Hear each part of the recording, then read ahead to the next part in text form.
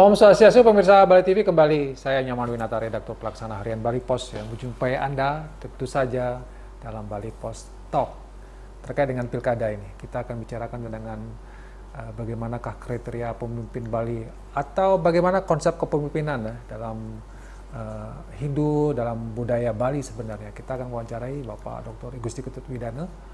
Beliau adalah akademisi di Universitas Hindu ya, di Denpasar. Kita sapa dulu narasumber kita, Om Swastiastu. Om Swastiastu. Gimana kabarnya? Sehat aja? Ya, becek-becek. Dan kita ini ngomongin tentang pilkada ini, tentang pemimpin nih. Ya, pemimpin. Karena orang sekarang berebut ini jadi mau nyalon dan segala macam dengan segala apa dinamika yang terjadi. Ya, banyak baliho yang terpampang dan segala macam. Tapi kita menghadapi banyak persoalan sebenarnya yang remeh-temeh, soal sampah, soal kemacetan. Ini bukannya tuntas, tapi malah justru jadi persoalan yang berlarut-larut dan tambah parah. Yeah. Bagaimana sebenarnya konsep kepemimpinan dalam, ya katakanlah orang Bali sebenarnya memandang, orang Hindu Bali maksud saya, bagaimana sebenarnya memandang konsep kepemimpinan itu, seorang pemimpin? Ya. Seksual. Kalau kita bicara pemimpin itu kan sosok, figur tokoh, berarti manusia. Betul. Jadi kalau idealnya memang tidak ada pemimpin yang ideal sebenarnya. Nggak ada aja ya? Iya. Tapi dari segi konsep ada. Kita tahu bahwa pemimpin itu sesungguhnya, kalau kita agak tinggi merujuk ke filosofinya, orang sering menyebut pemimpin itu seolah atau seakan wakil Tuhan di dunia. Berat ya. Jadi berat sekali, mulia sekali kalau betul-betul karakteristik kepemimpinan, apalagi Hindu ya, menurut teks misalnya, yang paling mendasar sekali, ciri khas pemimpin ideal menurut konsep kita, Hindu, Bali, hanya satu kata. Saya nikang papa nahan prayojana. Saya nikang papa nahan prayojana. Artinya apa ini? Ideal sekali itu. Ideal apa ini? Jadi hanya satu tugas pemimpin itu adalah bagaimana bisa membebaskan masyarakat atau orang yang dipimpinnya lepas dari segala penderitaan. Tidak saja secara fisikal, material, dalam konteks pemenuhan kesejahteraan. Tapi juga dengan problem-problem persoalan yang Pak Man sebut tadi, masalah sampah yang sebenarnya kan remeh-temeh, terus kemacetan. Dalam konteks kekinian itu loh yang sampai yang nulis kan tentang pemimpin nyampah gitu ya, bukan pemimpin campah, apalagi nyampahin. Jadi pemimpin yang bisa menjawab, menangani, menuntaskan segala persoalan-persoalan real gitu.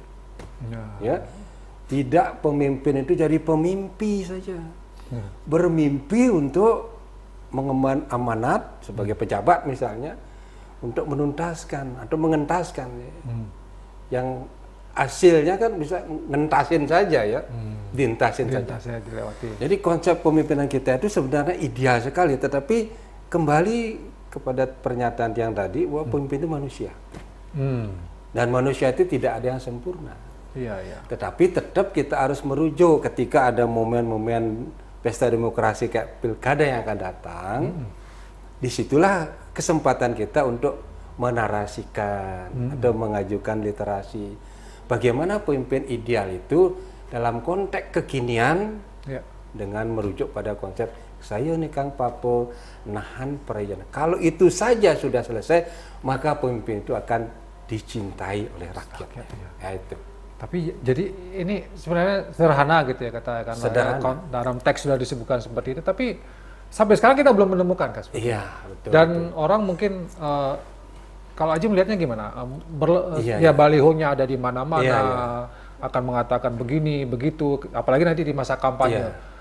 Apakah mereka selama ini hanya betul-betul sebagai seorang pejuang yang ingin memperjuangkan rakyat atau sebenarnya apa yang sebenarnya kalau kita melihatnya? Ya, kalau kita telisik secara jujur sesuai dengan realitinya dalam kehidupan, kita tahu bahwa dalam konteks pemilihan pemimpin untuk jadi pemimpin, itu kan nuansa politiknya, aroma politiknya sangat kental. Dan politik itu kan basisnya kepentingan. Kepentingan, betul. Kepentingannya apa? Kekuasaan. Di balik kekuasaan ada kewenangan. Di balik kewenangan ada kesempatan. Muncullah aji mumpung. Nah, dan segalanya kan itu. Ya. Nah, ketika di situ sudah dipermainkan tentang pemimpin dalam notabene sebagai penguasa, maka di sini terjadi kontradiksi antara konsep dengan konteks. Konsepnya kita punya mengenal sosok pemimpin yang disebut dengan Raja Resi.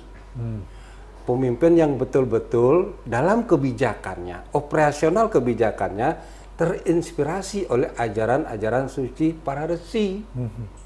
Nah, kontradiksinya sekarang, apalagi bermuatan politik, beraroma politik, muncullah pemimpin raja di raja. Raja resi versus raja di raja. Nyapa kadiaku menjadi penguasa. Karena satu prinsip pemimpin itu sejatinya adalah pemimpin itu semestinya tidak merasakan jadi pemimpin, tetapi kepemimpinannya dirasakan oleh masyarakat. Itu yang sangat ideal dan itu sangat sulit sepertinya. Belum ada kita melihat. Belum, Tiang sendiri sepanjang usia segini belum. Kalau ada yang mengatakan saya siap berjuang demi rakyat, Bani Tuyuh demi rakyat, akan memperjuangkan kesejahteraan, gimana ya? Apa janji-janji hanya sekedar bahasa-bahasa? Itu kan namanya janji politik ya. Ada dimensi promosi, ada yang ingin menaikkan elektabilitas dan sebagainya supaya terpilih. Tapi yakinlah dalam konteks kekinian yang namanya pemimpin seperti di dialog awal tadi. Saya khawatirnya pemimpin sekarang itu justru tanda petik pejuang gitu. Apa ada juang gitu ya. Haji mumpung kesempatannya.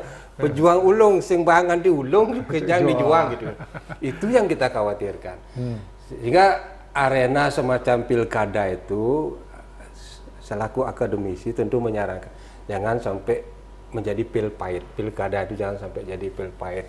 Jadi masyarakat hanya menelan kepahitan atas janji-janji manis yang tidak pernah terbuktikan. Itu persoalan. Jadikanlah pilkada itu bukan pil pahit, jangan jadikan pilkada itu pil pahit, jadikanlah pil vitamin. Sehingga masyarakat itu lebih sehat, lebih kuat, lebih sejahtera, astungkaro bisa bahagia. Nah, itu yang sulit di arena perpolitikan kekinian yang serba penuh dengan intrik, strategi, kadang-kadang juga main free kick, kadang juga main cekik, ya, menimbulkan polemik dan konflik. Nah, itu yang perlu kita cermati. Ya, tapi kalau kita kembali kepada persoalan yang mereka membahagiakan seluruh masyarakat yang dipimpinnya, tadi menghilangkan penderitaan, yang membebaskanlah katakanlah secara itu terlalu tinggi ya. Tinggi sekali, ideal sekali. Kenapa menyelesaikan masalah misalnya sampah tadi? Kenapa susah gitu ya? Kemacetan ya susah. Iya. Ini kalau persoalan sampah tidak sekedar kita mengkaitkan dengan sosok pemimpin, tapi juga budaya kita. Oh, kembali ke budaya. Ya, manusia. Kita harus akui, kita memang dari segi konsep punya namanya Trite Karana misalnya. Terutama di tataran pelemahan, menjaga lingkungan bersih, dijiwai oleh ajaran Sauce, suci lahir batin. Tapi prakteknya Trite Karana kan jadi Tri Kita Karana kan? Tri kita ya? Iya, nganggung kita ya. Nganggung kita. Nah, di mana ada lahan kosong, bahkan got sekalipun di sungai dibuang begitu saja sampai itu menyangkut budaya kita. Persoalannya ketika pemimpin itu betul-betul mau serius, mau tuyuh, sing ulian alo ya. Nah, ini menjadi pekerjaan yang luar biasa kalau bisa menangani persoalan sampah dan kemarin itu termasuk pemimpin yang bisa dirasakan kepemimpinannya oleh rakyat. Apakah masalahnya? Apakah bisa? Karena realita kita lihat dari tahun ke tahun kan luberan sampah itu di mana-mana semakin parah ya. Semakin parah. Dan itu sepertinya tidak menjadi bagian dari kebijakan yang cepat begitu terengginas untuk diselesaikan. Sehingga dibiarkan berlarut demikian rupa dan inilah yang menjadi korban itu rakyat. Sehingga pertanyaan rakyat tuh apa sih kerjanya pemimpin?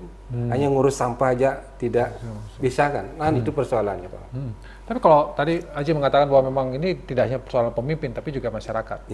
Nah, itu juga dalam penentuan seorang pemimpin berarti masyarakat juga menentukan memiliki peran yang cukup signifikan.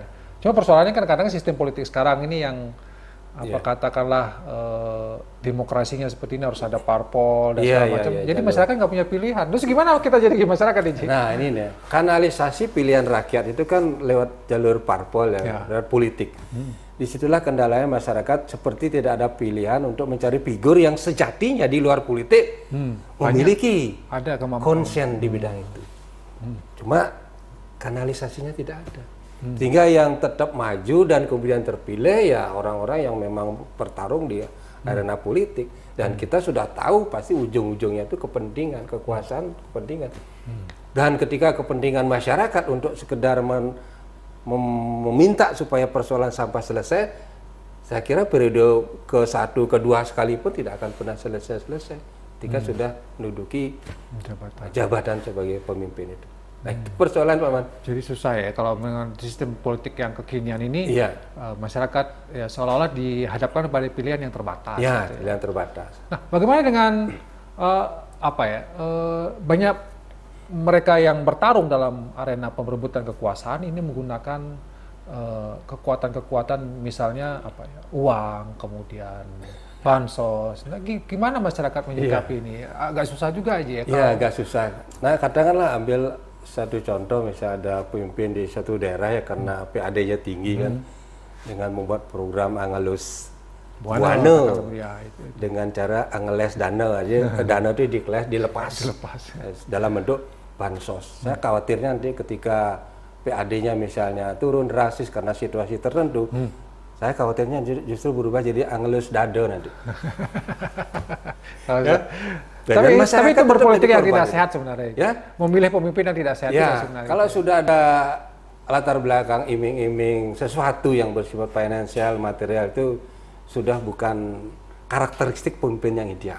Dan itu memang sudah sepertinya tidak zamannya lagi orang memilih pemimpin-pemimpin ideal sebagaimana dalam teks-teks disebutkan gitu. Jadi pemimpin sekarang kekinian kontemporer itu adalah pemimpin-pemimpin kekinian yang bertujuan untuk memang bertarung untuk kepentingan politik, tidak hanya jangka kini tapi juga jangka panjang. Jangka panjang ya. Jadi agak susah juga kalau kita tidak diberikan pilihan. Nah, lalu bagaimana kita harus bersikap Ji kalau begitu? Nah, disinilah dilemanya. Sebagai warga negara yang baik, satu wajib hukumnya untuk memilih kan, itu udah hak kita dan wajib dilaksanakan. Karena tidak ada pilihan, jadi seringkali orang akhirnya memilih untuk tidak memilih, kan begitu persoalan. Nah, kalau di situ kan bahayanya kita tidak mendapatkan semacam penguatan terhadap posisi dari seorang pemimpin.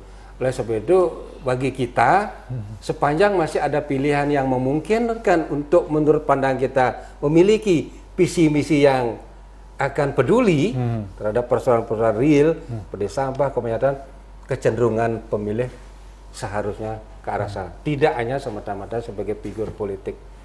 Jadi memilih pemimpin ya katakanlah yang terbaik di antara yang Kang Wang ya gitu. Kang Wang ini ada, Kang Wang gitu.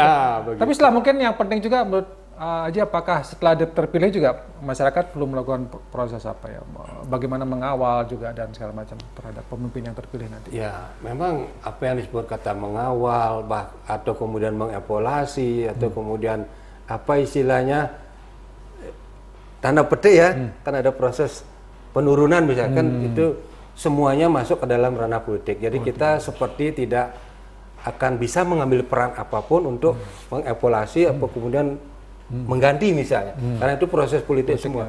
Jadi kita akhirnya ya dengan pasrah aja menyerah menerima apapun meskipun di sekitar kita tetap ada sampah gitu. Nah, selesai ya. Oke, sebagai closing teman J, kita di pilkada ini mungkin penting juga ya dari seorang akademisi di bidang pendidikan agama. Ini penting juga untuk bagaimana memberikan pemahaman kepada masyarakat dalam kondisi yang agak terbatas ini, memilih pemimpin yang terbaik dan konsep pemimpin seperti apa sebenarnya yang terbaik dalam teks-teks kita. Kalau kita mengacu pada karakteristik kepemimpinan dasar ada ya sebagai satu contoh aja. Satu, seorang pemimpin harus memiliki dasar pengetahuan. Bahkan disebutkan dasar pengetahuan suci. Uruh sira ring weda. Ya. Bakti ring dewa religius ya. Ya. Kemudian Tarma Lupeng Pitra Puja. Tidak lupa dengan pitekat-pitekat leluhur. dengan konsep-konsep sejarah. Dan baru terakhir bagaimana kita mengasih perhatian dengan tidak hanya keluarga, kerabat, tapi juga rakyat, masyarakat. Kalau itu formulanya itu disebut dengan kepemimpinan catur swadharma ala Dasaratha. Kalau itu bisa diterapkan, luar biasa. Pasti akan mendapat kemajuan yang luar biasa juga. Saya kira itu. Ya, mudah-mudahan sih ada ya pemimpin Iya, begitu. kalau ada. Ya, bukan Dasaratha, dan dasar buko. Oke, terima kasih Gusti Ketua Pidana atas pencerahannya terkait dengan dinamika pilkada ke depan. Kita tentu berharap bahwa pemimpin yang terpilih nanti adalah pemimpin yang terbaik. Ya, kita punya banyak teks yang kalau di Bali, di Hindu itu ada banyak teks, mudah-mudahan sedikit-sedikitnya lah ada yang mengarah ke sana sehingga kita memiliki pemimpin yang terbaik, membawa kita kepada kebaikan yang lebih baik lagi di masa depan. Demikian Bali Post Talk kali ini. Saya ucapkan terima kasih atas perhatiannya. Saya tutup dengan Parama Santi. Om Santi, Santi, Santi, Santi. Terima kasih, sampai jumpa.